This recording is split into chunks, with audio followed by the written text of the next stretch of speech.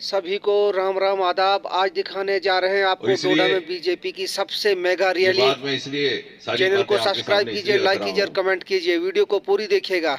जैसे शक्ति जी बहुत ने बहुत कहा, धन्यवाद और आगे की पूरी वीडियो देख लीजिए। अनंता जी ने भी कहा, चुनाव तो हमने जीतना ही जीतना है, लेकिन Bharatiya Janata party party with A difference क्यों कही जाती है? हम चुनाव अभियान में उतरते हैं सिर्फ चुनाव जीतने के लिए नहीं।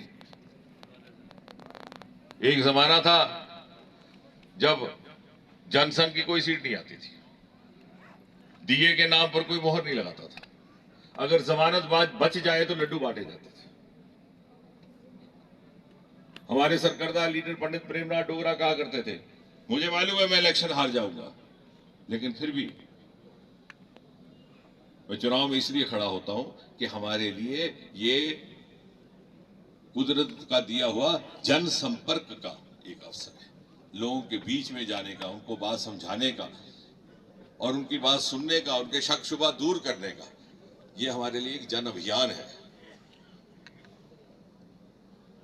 अगर चुनाव ही जीतना हो तो फिर तो उन्होंने कहा कि इतनी मेहनत मुशक्कत की कोई जरूरत नहीं, और यही बात मोदी जी ने सिखाई। और अगर चुनाव का ताल्लुक है तो मोदी जी को तो वजीर आजम बनने से कोई रोक नहीं सकता। भारतीय जनता पार्टी क्या, इस मुल्क का हर फर्द, हर बाशिंदा ये मन बना चुका है कि मोदी जी की क़यादत में ही इस मुल्क की बागडोर रहेगी। 3 दिन पहले मैं अमेठी उत्तर प्रदेश में था तो किसी ने मुझे पूछा कि साहब कांग्रेस के नेता ऐसा ऐसा कह रहे हैं आपके खिलाफ। मैंने कहा वो भले ही कहें, लेकिन उनके परिवार की महिलाएं, खवातीन वो वोट मोदी जी को ही देंगी। इस तरह ने मोदी जी ने मुतासिर किया है, और वो इस तरह से कि एक ईमानदारी की नई तहजीब कायम करके। जब उज्ज्वला के सिलेंडर बांटे गए तो ये नहीं पूछा कि सिलेंडर हिंदू का, किस तरह से निभाया, किस कदर निभाया, किस हद तक निभाया। पिछली मर्तबा ये 3,58,000 की रिकॉर्ड विक्ट्री वाली सीट बन गई पूरे जम्मू कश्मीर में। और खासतौर भारतीय जनता पार्टी के बारे में कहा जाता था कि जम्मू से ज्यादा वोट मिलते हैं, वो भी भ्रम जाता रहा। और इसलिए शायद वो भी एक वजह थी कि इसका ऐलान भी हो गया है। और अब हमारी जिम्मेवारी ये है कि हम मोदी जी की उस टोली का फर्द, उसका हिस्सा होने का अपनी काबिलियत को साबित कर सकें।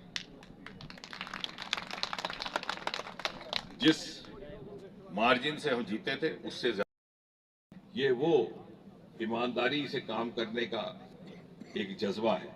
मैं उस दिन एक मिसाल दे रहा था, बाप चाहता है कि मेरा बेटा मेडिकल कॉलेज में दाखिला ले, किसी वजह से नहीं हो पाता, फिर वो प्राइवेट कॉलेजों के चक्कर लगाता है, वो 1 करोड़ मांगते हैं, फिर वो कहीं शक्ति जी के पास जाता है कि आप सरमायादार हो, मेरी थोड़ी मदद करो, फिर कहीं और जाएगा, फिर भी नहीं बनता 1 करोड़, फिर बेटे को कहता है चल तू डिग्री कॉलेज में दाखिला ले ले।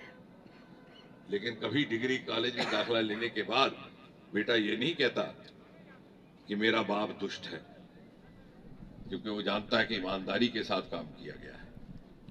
इसलिए काम खत्म नहीं होंगे, लेकिन लोगों को लगे कि हमने अपनी तरफ से कोई कसर नहीं की, हमने कोई भाई भतीजावाद नहीं किया, हमने दूसरे के बच्चे को अपना बच्चा समझा।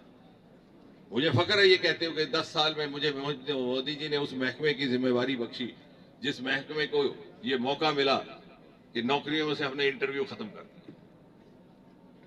वरना पिछली सरकारों ने यह भी एक चलन शुरू किया था कि 100 नंबर आ गए रिटर्न में और उस बच्चे को फेल कर दो इंटरव्यू में 0 दे करके, और जिसकी मदद करनी हो, चाहे वो भाई भतीजावाद हो, चाहे पक्षपात, चाहे भ्रष्टाचार, उसको 100 नंबर इंटरव्यू में दे करके कितना बड़ा पाप कर रहे थे।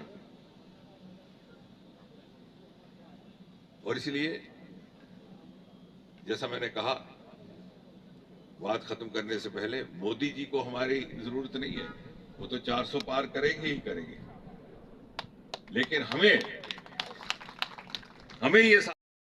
ये भी वाले हैं, ये नमाज बंद करवा देंगे, ये मीट अंडा बंद करवा देंगे। यही बातें मेरे बारे में तब भी की गई जब मैं नॉर्थ ईस्ट गया, लेकिन गूल में जब हमें 65,000 की मार पड़ी 2014 में, विपिन जी तब काफी प्रवास करते थे, हमने वहां पे स्टेडियम बनाया, हमने वहां पर केंद्रीय विद्यालय बनवाया, बार बार मैं जाता रहा, वहां के सरकर्ता लोगों के बीच में बैठा, फिर मैंने कहा भाई बताओ, मजहब के नाम पर वोट देना है या एक मुफ्त का कारकुन मिल गया उसको देना? और हमारी वो 65,000 की लीड 15 तक पहुंची। यानी अब जमाना सोच बदलने को तैयार है, अवाम सोच बदलने को तैयार है। हम तैयार हैं कि नहीं, ये हमने अपने आप से पूछना है। जो अपने आप को लोगों के बीच में जाकर के उनकी रहनुमाई करने का दावा करते हैं, कहीं ऐसा तो नहीं कि हम ही नहीं चाहते कि सोच बदले।